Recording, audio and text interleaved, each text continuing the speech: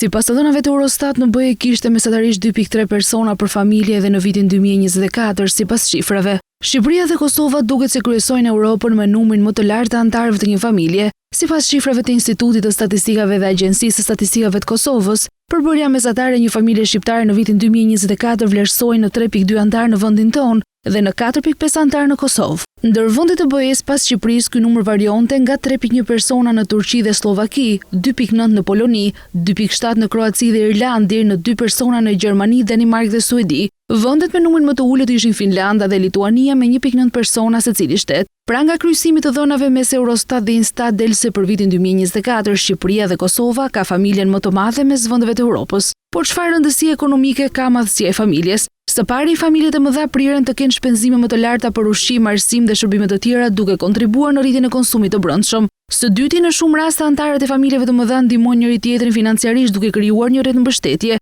që mund të zvoglojë varfërinë dhe të përmirësojë stabilitetin ekonomik në familje, duke përfshirë këtu edhe remitancat. Së treti, familjet e mëdha shpesh kanë më shumë anëtarë që mund të kontribuojnë në fuqinë punëtore duke ndihmuar në rritjen e produktivitetit dhe zhvillimin ekonomik të vendit.